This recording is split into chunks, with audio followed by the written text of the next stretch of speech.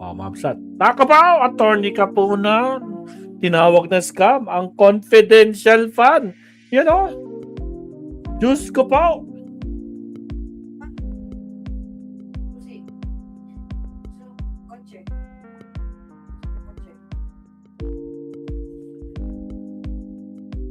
Wait lang, Ma'am Sat. Yung susi daw. Alright. Attorney Kapunan, grabe ka naman. Bakit ba na maestro? Sige, pakinggan natin to. Pakinggan natin yung hearing. Attorney Kapunan, pasok. Medyo limited ang aking Tagalog or Filipino. Ang pagkaintindi ko sa irregular kaduda-duda. Tama? Tama. Kaduda-duda, irregular. Ang counsel for respondent, if you can help me, it's in this translation, I'd happily welcome your translation. Unnecessary sa Pilipino. Unnecessary, hindi kailangan. Irregular is hindi palagi, hindi kinagawian. Hindi pangkaraniwan. Hindi pangkaraniwan. Irregular. Kasi ang Counsel alam for ko... respondent, you agree? Hindi pangkaraniwan. Yes, Your Honor, I agree. Ang galing Kasi talaga ni Kapunan. ang nalaman lang natin the other day is unusual. Ngayon naman, irregular. Hindi Pangkaraniwan. pangkaraniwan. Unnecessary. Hindi kailangan. Your Honor, I with all due respect again, if you may just ask the question na lang po. Sandali, preliminary, Your Honor, preliminary. Because this is already, Your Honor, I think we please. all know what's happening here. I think we In any event, Your Honor, give me some leeway here. This is the last question before we break up for lunch and considering We ask for the ruling of the the court, Your Honor. victory of Ayala, Your Honor, we're all in a Counsel- happy mood. Let counsel wind up with this with This her is the direct last question, counsel Your Honor. correspondent. Let's give her some Okay, leeway. I Submit, will- please submit. Unnecessary, Let's help in translating more accurately. unnecessary, Sige, balat. hindi kailangan. Excessive, Wait lang Alam niyo, Ma'am Sat, ang galing talaga ni Attorney Kapunan. Ako, alam naman natin na no? Gumagawa lang siya ng mga pampakulay dito sa hearing na to. Diyos ko po, Rudy. extravagant, Maluho. ang nakalagay dito, bongga kaday. Ayun! Extravagant. Bongga, extravagant. At lastly, unconscionable. Sabi na Attorney Virgil, kasuklam-suklam, unconscionable. Okay, Mr. Witness, sa binasa natin, Section 1, saan, if at all, itong mga binasa ko, saan babagsak itong... Question, objection, Your Honor. Question calls for a conclusion. Okay. In relation to his observation only, not as to the conclusion of law, given that is not a final disposition We submit. of the In- matter in- at hand. In relation to your observation and based on the audited documents, will it fall, if any, under any of these... Deborah G, enumerations? Ice Rain, shout out. Yes, ma'am. Under po the irregular expenditures. Shout out. Irregular.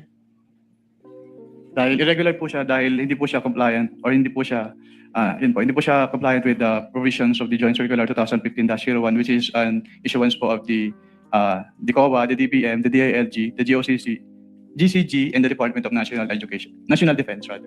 Okay, and my last question to you, Mr. Witness. Yan na, yung last question. Pinaka-highlight. Let us go now to paragraph 8.3 of the Joint Circular. And this is being flashed on the screen. For the record and for better appreciation of this honorable court, please read paragraph 8.3. Under item 8.3, failure of the accountable officer to liquidate any public funds for which he is accountable upon demand by any duly authorized officer shall be prima facie evidence that he has put such missing funds or property to personal use and benefit. Ganda. So nakalagay dito sa 8.3, you are Prima a lawyer facie. as well, Mr. Witness. apart Prima from an facie. auditor. Ano ang ibig sabihin dito ng prima facie evidence? Ang ibig sabihin po ng prima facie evidence under 8.3 ay nagkaroon po ng presumption na ginamit yung funds for the personal use and benefit of the accountable officers. So kung ang accountable officer at masasabi mo ba na ang Vice President at ang and concurrently Secretary of Education, masasabi mo ba na accountable officer ito? Based on the joint circular po, yes po, kasi under the joint circular, it shall be the responsibilities of the head of agency to oversee the agency-wide use of the confidential fund and to ensure compliance with the requirements of the joint circular. And also, inattest po ni Vice President in her capacity as the Vice President of the Philippines and the Secretary of the DepEd, yung certification ng accountable officers na ginamit yung yung pondo for their confidential expenses.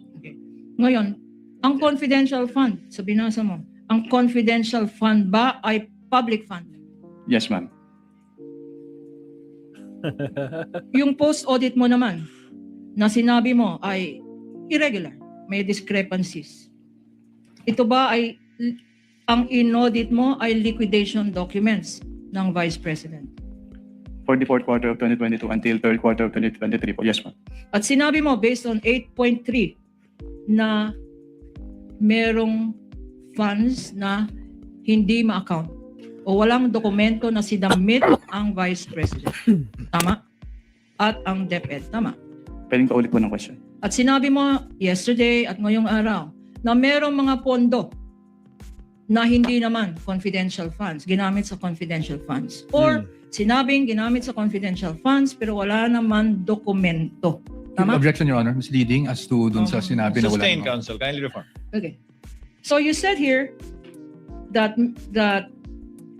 if an accountable officer, pag hindi na-explain ng isang accountable officer ang paggamit ng public funds, kagaya ng confidential funds, meron tinatawag na prima facie evidence. Anong tawag nun? Presumption? Presumption.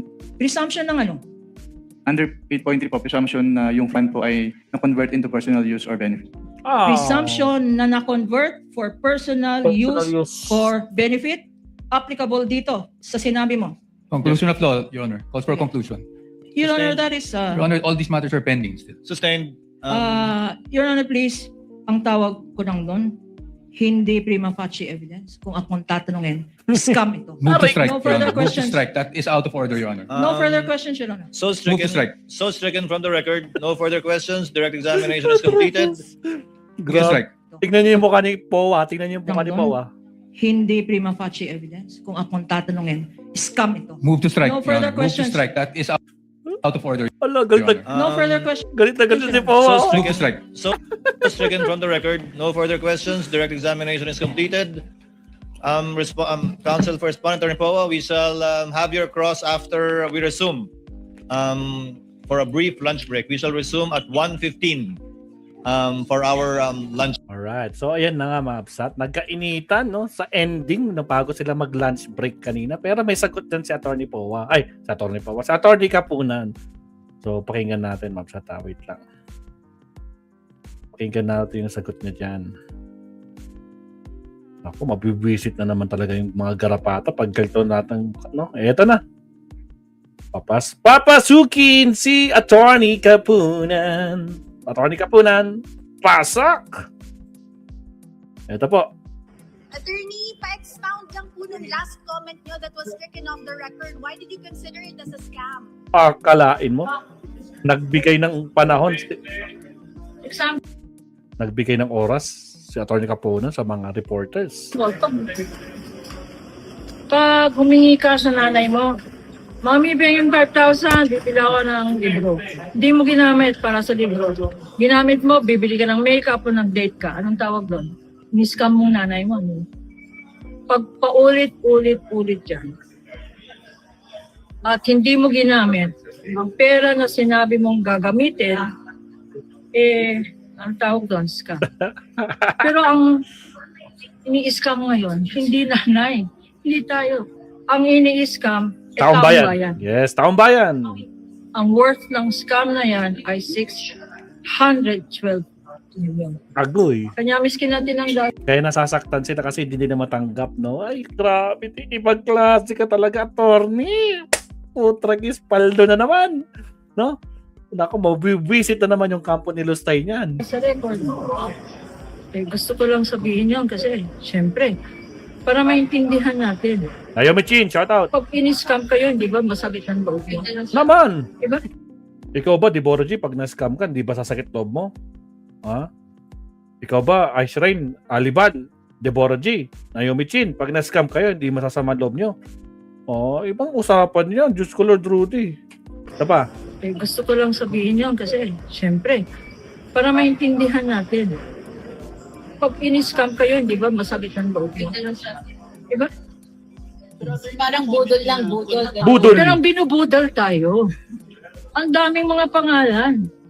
Piatos. Aray ko Mary po. Grace Piatos. Agoy. Si Ang Dilim. Si Pikit. Ang dilim na napakapikit. Aray ko pa. Budol tayo. Ang daming mga pangalan. Piatos. Mary Grace Piatos. Si Ang Dilim. Si Pikit. At marami pang magkakaroon na other names. Other names. But part po yun ng confidentiality ng mga taong tumanggap ng reward or ng binayari ng information. Hindi naman na Alam niyo yung sino nagtatanong? Boses pa lang, alam niyo na kung sino nagtatanong. Pakinggan niyo mabuti. Confidentiality ng mga taong tumanggap ng reward or ng binayari ng information. hindi naman tayo nag Sino nakakilala sa reporter na yan? Yung boses na yan? Sikat yan.